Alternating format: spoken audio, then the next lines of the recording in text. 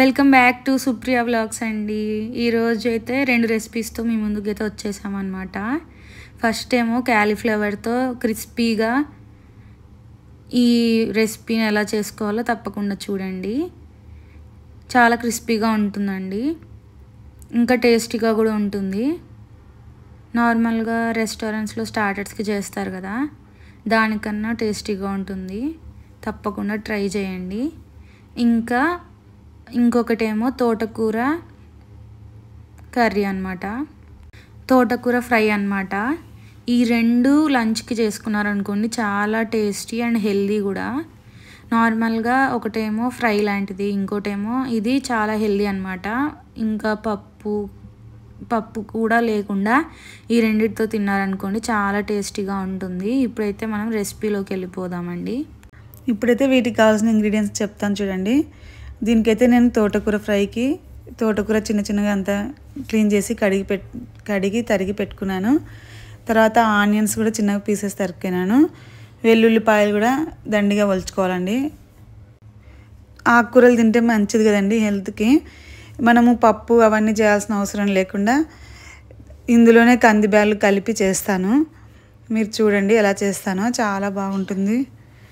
వెల్లుల్లిపాయలు కూడా హెల్త్కి మంచిది కదండి. వెల్లుల్లి మేమైతే ఎక్కువ తింటాము. వెల్లుల్లి, పసుపు అవి ఎక్కువ వాడతాను నేను.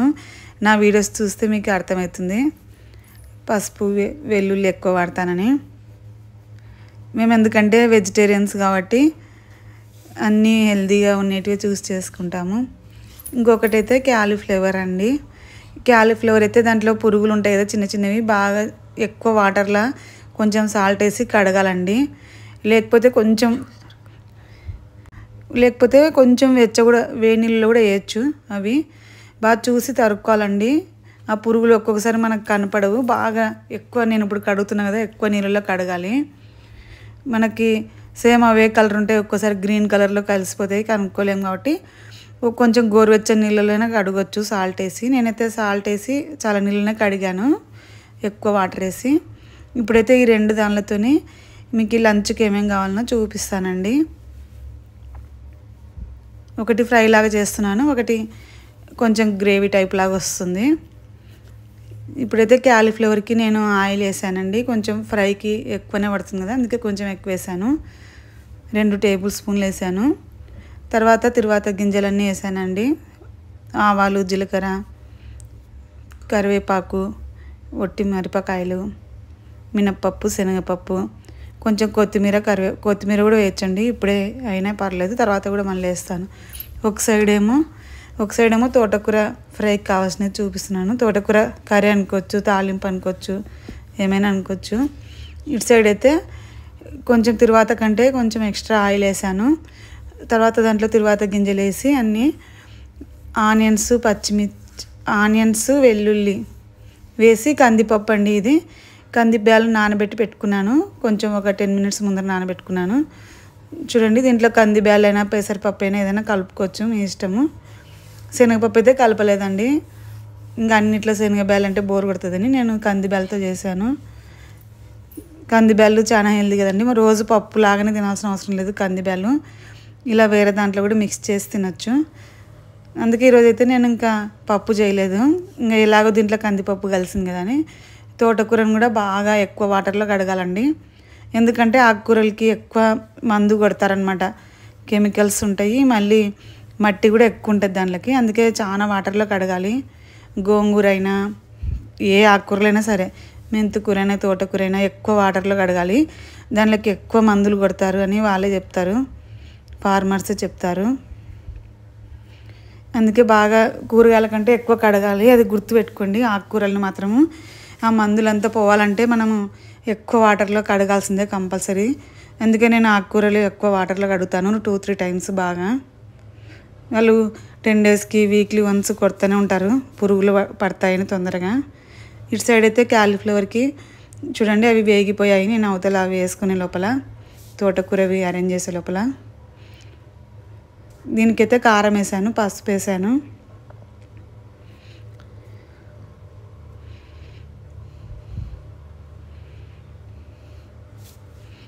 దానికి కావాల్సిన సాల్ట్ కూడా వేసుకున్నాను. వెల్లుల్లి కారం కొంచెం మిక్సీ పట్టినది ఉంటే వేసాను. తర్వాత అది కొంచెం తక్కువ అవుతుందని మళ్ళీ మామూలుది 2 వేసాను చూడండి. ఇందాక ఒక కారం, ఇప్పుడు ఒకటి. కొత్తిమీర, కరివేపాకు వేసాను. వెల్లుల్లి కారం నిన్న మిక్సీ పట్టుకునేది ఉండే అండి. దాంట్లో వెల్లుల్లి కారంలో ఎల్లిపాయలు, జీలకర్ర, ఉప్పు, కారం మిక్సీ పట్టుకుంటాను. కొబ్బరి వేసి అని చెప్పాను కదా, అది కొంచెమే ఉండే. అందుకే దానికి మళ్ళీ కొంచెం యాడ్ చేశాను. ఉప్పు, కారం సరిపోదేమో అని. ఇంకా వెల్లుల్లిపాయలు ఆల్రెడీ దాంట్లో వచ్చింది కదా అని స్మెల్. ఇంకా నేను వెల్లుల్లిపాయలు వేయలేదు దాంట్లో. చూడండి 2 ఒకటేసారి అయిపోతుంది మనకి.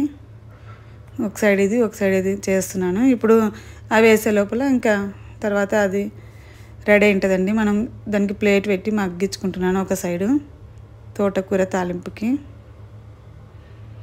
చూడండి ఎంత కలర్ఫుల్గా వచ్చిందో క్యాలీఫ్లవర్. ఇది చపాతీకైనా తినొచ్చు, రైస్కైనా తినొచ్చు, ఉట్టివైనా తినేసేయచ్చండి క్యాలీఫ్లవర్. కొంతమంది పిల్లలకి స్మెల్ నచ్చదు కదా, ఇలా ఫ్రై లాగా చేసి పెట్టండి, ఉట్టివైనా తింటారు. చాలా పోషకాలు ఉంటాయండి క్యాలీఫ్లవర్లో. బయట గోబీ అవి తింటే దానిలో వాళ్ళు సాసులు అవి వేస్తారు కదండి. సాసులు ఎక్కువ తినకూడదండి. టమాటో సాసులు, సోయా సాసులు అవన్నీ వాళ్ళు సాసులు కలపంది చేయరు కదండి, గోబీ అయినా ఏమైనా. ఇప్పుడు మనమైనా ఒకే లైట్గా ఫ్రై చేసి దీంట్లో కావాలంటే ఏదైనా మసాలా వేసుకొని తినేసేయచ్చు. మీకు ఏదైనా మసాలా ఇష్టం ఉంటే గరం మసాలా, ధనియాల పొడి.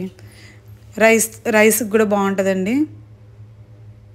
ఉట్టి అన్నమే తినేస్తారు ఇంకా ఉత్త క్యాలీఫ్లవర్ ఉంటే. ఎక్కువసేపు కూడా పట్టదు, తొందరగా వేగిపోతుంది. చూడండి ఇటు సైడ్ అయితే ఇందాక వేసాను కదా కందిపప్పు, తోటకూర, ఉల్లిపాయలు, వెల్లుల్లిపాయలు అవన్నీ వేసి కొంతసేపు అన్నీ బాగా కలిపి మగ్గబెట్టానండి. చూడండి ఎంత బాగా మగ్గిందో. ఇంకా కాసేపు మగ్గాలి. తోటకూర వేసినప్పుడు చాలా కనిపించింది, ఇప్పుడు మగ్గినందుకు తక్కువ కనిపిస్తుంది చూడండి క్వాంటిటీ కూడా. ఎందుకంటే ఆకుకూరలు కొంచెం ఎక్కువ తినాలండి, ఒక్క కట్ట హాఫ్ కట్ట చేయొద్దండి. మగ్గే లోపల అవి తక్కువ అయిపోతాయి. కనీసం 2-3 కట్టలని చేసుకోండి. మనం తినేదానికంటే కొంచెం ఎక్స్ట్రానే కలుపుకొని తినండి రైస్లో. అలా అయినా మన కడుపులోకి పోతుంది కదా తోటకూర. నేనైతే ఆకుకూర ఉంటే మాత్రం రైస్ తక్కువ పెట్టుకొని కర్రీస్ ఎక్కువ క్వాంటిటీ పెట్టుకొని తినండి, చాలా హెల్దీ.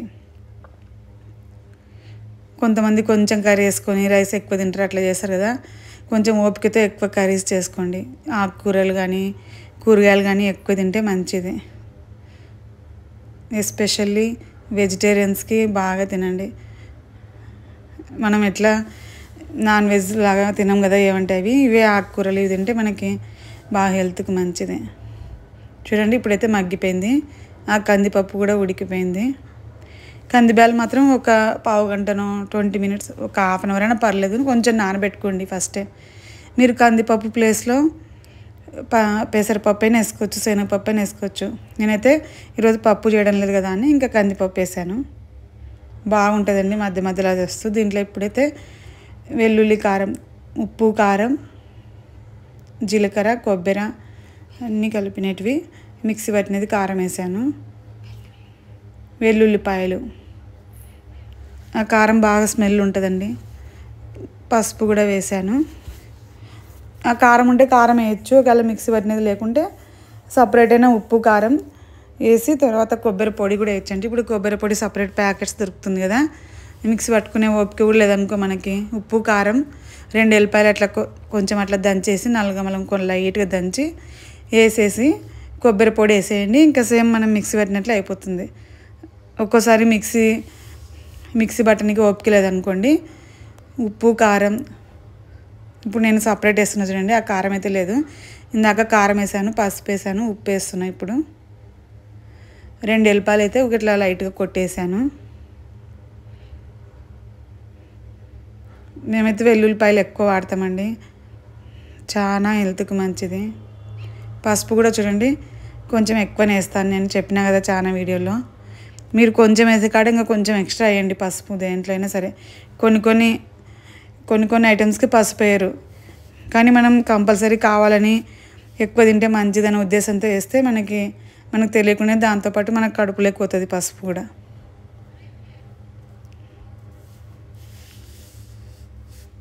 మనలో ఇమ్యూనిటీ పవర్ కూడా బాగా వస్తుంది వెల్లుల్లిపాయలు, పసుపు అవి ఎక్కువ తిన్నామంటే.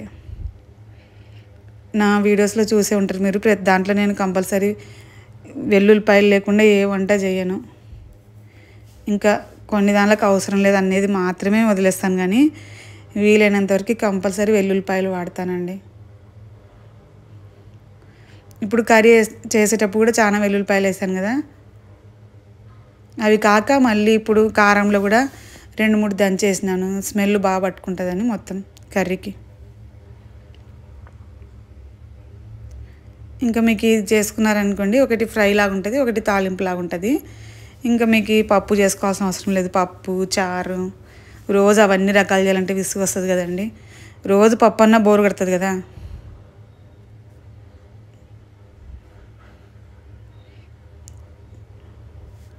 రైస్ ఐటమ్స్ కూడా చిత్రాన్నము, లెమన్ రైస్ ఇవి చేస్తుంటారు కదండి. వాంగి బాతులు, బీస్బెల బాతులు అట్లా.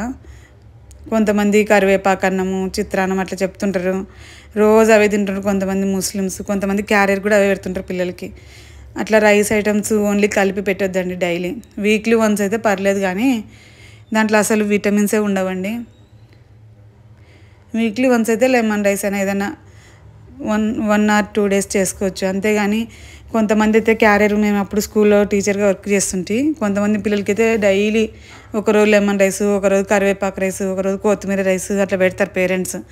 అట్లా పెడితే వాళ్ళకి పప్పు తినకుంటే బలం ఎక్కడి నుంచి వస్తుందండి వెజిటేరియన్స్కి. అందుకే నేను వీక్లీ వన్స్ చేస్తాను, కానీ అట్లా రైస్ ఐటమ్స్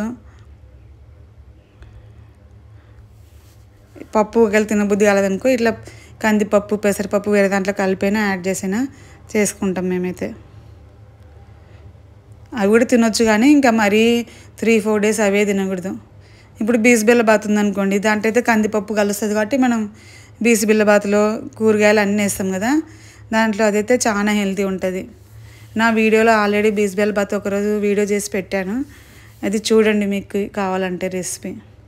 దాంట్లో చాలా రకాల విటమిన్స్ ఉంటాయి బీస్బెల్ల బాత్లో. కాజు అన్నీ వేసి చేస్తాం కదా, బాగుంటుంది. కూరగాయలు కూడా చాలా రకాలుగా మిక్స్ చేస్తాం కదండి బీస్బెల్ల బాత్లో.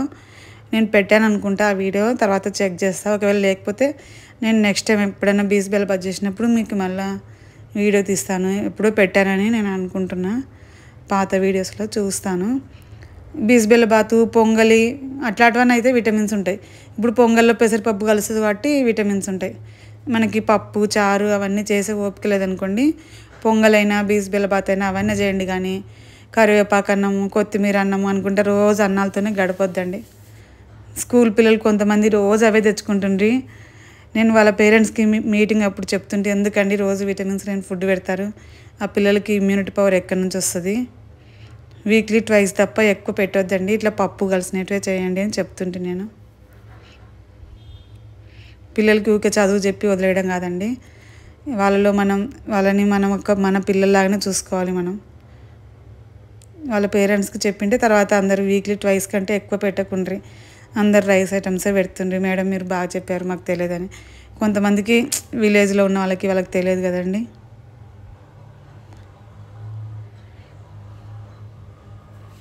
చూడండి ఎంత కలర్ఫుల్గా వచ్చిందో. మీరు కూడా ఇట్లా తోటకూరతో ఏం రకాలు చేస్తారో నాకు కామెంట్లో చెప్పండి. కొంతమంది తోటకూర అన్నం అని కూడా చేస్తారు, ఆకుకూర అన్నం అని చేస్తుంటారు కదా యూట్యూబ్లో. దాంట్లో అయితే కందిపప్పు అవన్నీ వేయరు కాబట్టి అంత విటమిన్స్ ఉండవు అనిపిస్తుందండి నాకైతే. దీంట్లో అయితే ఇప్పుడు కందిపప్పు కలిసింది కాబట్టి చాలా పప్పు తిన్నంత బలమే వస్తుంది మనకి.